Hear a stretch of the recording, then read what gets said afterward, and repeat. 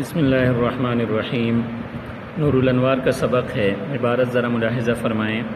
وَيَدُومُ هَذَا الْحَدُّ فَيَكُونُ آخِرُهُ كَأَوَّلِهِ وَأَوَّلُهُ كَآخِرِهِ وَأَوْسَطُهُ كَطَرَفَيْهِ، يعني يستوي فيه جميع الأزمنة من أول ما نشأ ذلك الخبر إلى آخر ما بلغ إلى هذا الناقل، فالأول هو زمان ظهور الخبر والآخر هو زمان كل ناقل يتصوره آخرا، فلو لم يكن في الأول كذلك كان آحاد الأصل فسمي مشهورا إن انتشر في الأوسط والآخر، ولو لم يكن في الأوسط والآخر كذلك كان منقطعا كنقل القرآن والصلوات الخمس، مثال لمطلق المتواتر دون متواتر السنة، لأن في وجود السنة المتواترة اختلافا، قيل لم يوجد منها شيء، وقيل إنما الأعمال بالنيات، وقيل البينة على المدعي واليمين على من أنكر۔ ترجمہ سماعت فرمائیں۔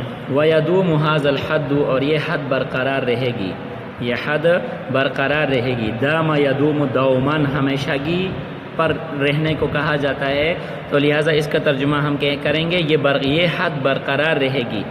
فَيَكُونُ آخِرُهُ كَأَوَّلِهِ، پس اس کا آخر اس کے اول کی طرح ہوگا۔ وَأَوَّلُهُ كَآخِرِهِ، اور اس کا اول اس کے آخر کی طرح ہوگا۔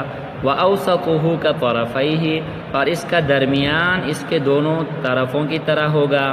یعنی یستوی فیہ جمیع الازمنۃ، اس میں تمام کے تمام زمانے برابر ہوں گے۔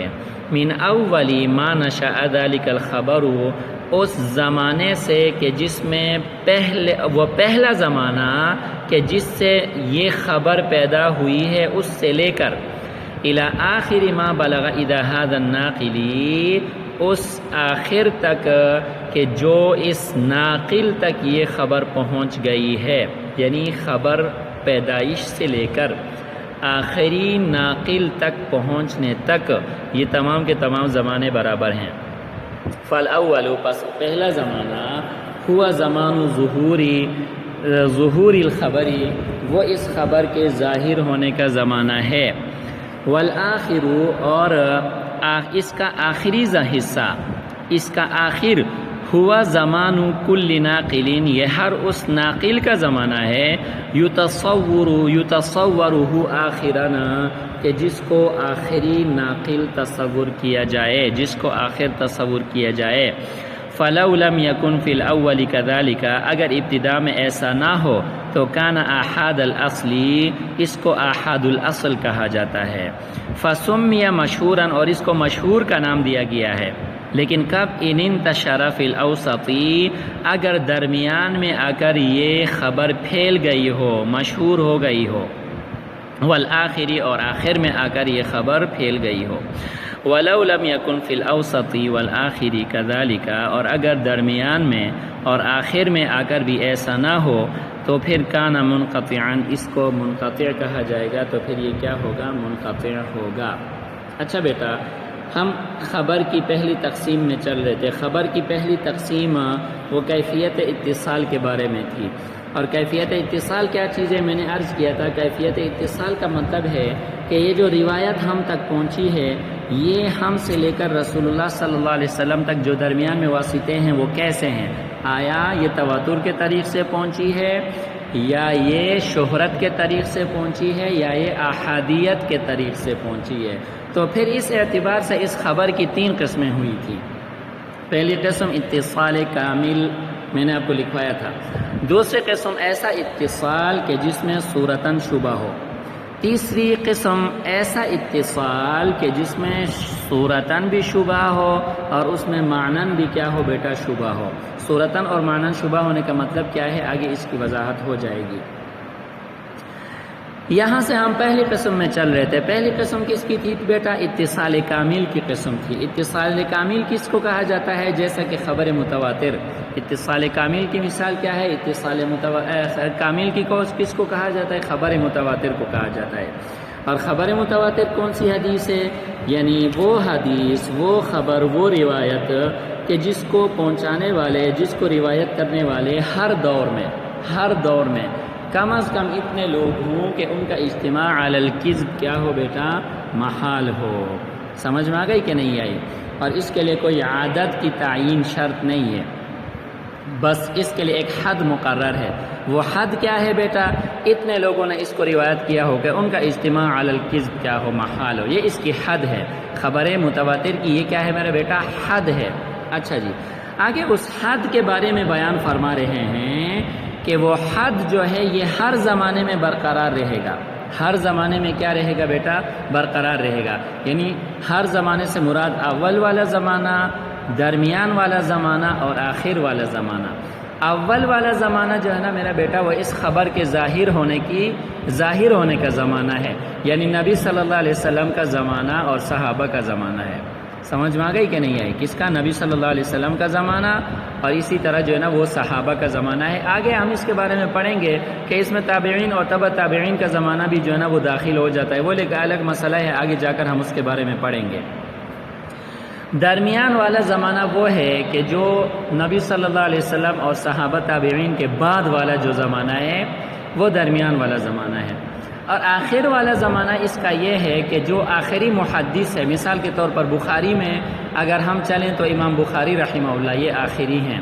اگر ترمذی میں ہم چلیں تو امام ترمذی جو ہے نا وہ اس کے آخر ہیں۔ اور اگر ہم صحیح مسلم میں جائیں تو امام مسلم جو ہے نا وہ کیا ہیں؟ اس کے آخر ہیں۔ تو خلاصہ کلام یہ ہے کہ یہ جو خبر متواتر کی حد ہے، ابتدائی زمانے میں بھی یہی حد ہو، درمیان والے زمانے میں بھی یہی حد ہو، اور آخری زمانے میں بھی یہی حد ہو، یعنی صحابہ کے زمانے میں بھی اس کو اتنے لوگوں نے روایت کیا ہو کہ ان کی تعداد جو ہے نا وہ حد تواتر کو پہنچی ہوئی ہو۔ سمجھ میں آ گئی؟ اگرچہ یہ بات الگ ہے کہ صحابی اگر ایک بھی بیان کرے، ایک صحابی بھی اگر ہو، تو اس کو جو ہے نا ہم متہم بالکذب نہیں کر سکتے، کیونکہ صحابہ سب کے سب عادل ہیں، ان سے جو ہے نا ہم جھوٹ وغیرہ اور اسی طرح جو ہے نا جو خبر کی قبولیت کے منافی باتیں ہیں وہ ہم صحابہ کی طرح منسوب نہیں کر سکتے۔ لیکن خبر متواتر کے لیے چونکہ شرط ہے کہ خبر متواتر کو صحابہ کے زمانے میں بھی اتنے لوگوں نے روایت کیا ہو کہ وہ تواتر کی حد کو پہنچے ہوئے ہوں، اور آگے جا کر درمیان والا جو زمانہ ہے اس میں بھی اتنے لوگوں نے اس کو روایت کیا ہو کہ وہ جو ہے نا بیٹا ان کا اجتماع علی الکذب محال ہو۔ اور یہ سلسلہ چلتے چلتے آخری جو زمانہ ہے، جو آخری ناقل کا زمانہ ہے، وہاں تک جو ہے نا یہ سلسلہ اسی طرح ہو کہ ہر زمانے میں اس کو اتنے لوگوں نے روایت کیا ہو۔ اس لیے فرمایا وَيَدُومُ هَذَا الْحَدُّ، خبر متواتر کی یہی حد برقرار رہے گی۔ کون سے حد؟ حد سے مراد کیا ہے؟ یعنی ہر زمانے میں اتنے لوگوں نے اس کو روایت کیا ہو کہ ان کا اجتماع علی الکذب محال ہو، یہ حد ہے خبر متواتر کی، یہ برقرار رہے گا۔ تو فرمایا فیکون آخرہ کا اولی، اس کا آخر اول کی طرح ہوگا، یعنی آخری زمانے میں بھی اتنے لوگوں نے روایت کیا ہوگا کہ ان کا اجتماع علی الکذب محال ہوگا جتنا ابتدا والے لوگوں نے اس کو روایت کیا ہو۔ آگے وہ اولہ کا آخری ہی، اور اول والا حصہ آخر والے حصے کی طرح ہوگا۔ بات وہی ہے کہ شروع میں بھی اس کو اتنے لوگوں نے روایت کیا ہو اور آخر میں بھی اتنے لوگوں نے روایت کیا ہو۔ وہ اوسطہ کا طرفیہ، اور اس کا اوسط درمیانہ جو زمانہ ہے وہ بھی طرفی سے مراد جو ہے نا وہ کیا ہے؟ ابتدائی زمانہ اور آخر والا زمانہ، یعنی اس میں بھی تعداد جو ہے نا وہ ابتدائی زمانے اور آخر والے زمانے کی طرح تواتر کو پہنچی ہوئی ہو۔ سمجھ میں آئی؟ اس کی وضاحت شارح نے بیان فرمائی، یعنی یستوی فیہ جمیع الازمنتی، کہ تمام زمانے اس میں کیا ہوں گے؟ برابر ہوں گے۔ تمام زمانے برابر ہونے کا مطلب یہ ہے کہ ظہور کا زمانہ، آگے اس خبر کے پھیلنے کا زمانہ اور آخری ناقل تک اس کو پہنچنے کا زمانہ، یہ سارے زمانے کیا ہیں بیٹا؟ اس میں کیا ہوں گے؟ برابر ہوں گے۔ من اول ما نشأ ذلک الخبر، اس ابتدائی زمانے سے کہ جس سے یہ خبر پیدا ہوئی ہے، الی آخر ما بلغ الی ھذا الناقلی، اس ناقل تک پہنچنے کا جو آخری زمانہ ہے وہاں تک۔ فالاول هو زمان ظہور الخبر، پہلا زمانہ کون سا ہوگا؟ اس کی وضاحت فرمائی۔ پہلا زمانہ ظہور خبر کا زمانہ ہے، ظہور خبر کا زمانہ ہے کہ یہ خبر جو ہے نا یہ کہاں سے ظاہر ہوا ہے۔ مثال کے طور پر میں ایک آسان مثال دیتا ہوں، سمجھ میں آئی کہ نہیں؟ کہ ایک روایت ہے، ایک حدیث ہے، ابو ہریرہ رضی اللہ عنہ نے اس کو روایت کیا ہے، ابن عباس رضی اللہ عنہما نے روایت کیا ہے، ابن عمر رضی اللہ عنہما نے روایت کیا ہے، انس رضی اللہ عنہ نے روایت کیا ہے، علی رضی اللہ تعالیٰ عنہ نے اس کو روایت کیا ہے۔ اب دیکھیں کتنے صحابہ نے اس کو روایت کیا، اور یہ اس کے ظہور کی خبر ہے، کیونکہ نبی صلی اللہ علیہ وسلم سے ان حضرات نے روایت کیا ہے۔ یہ ظہور خبر کا زمانہ اس کو کہا جاتا ہے۔ اور اس کے بعد پھر جو ہے نا اس کے پھیلنے کا جو درمیانی زمانہ ہے وہ تو درمیانی زمانہ ہے، اس میں تو کوئی مسئلہ نہیں۔ آخری زمانہ کسے کہا جائے گا؟ آخری زمانہ اس کے آخری ناقل کا زمانہ، آخری ناقل کا زمانہ۔ میں نے عرض کر دیا کہ بخاری کے حوالے سے اگر دیکھیں تو امام بخاری آخری ناقل ہیں، اور امام بخاری سے آگے ہم تک جو سند کا سلسلہ پہنچا ہے وہ تو ہمارے سامنے لکھی ہوئی کتاب موجود ہے۔ سمجھ میں آ گئی کہ نہیں آئی؟ اس لیے اس میں راویوں پر کوئی جرح وغیرہ بھی نہیں ہوتی، کیونکہ امام بخاری نے جب کتاب کو لکھا تو اس میں جو احادیث ہیں وہ محفوظ ہو گئیں۔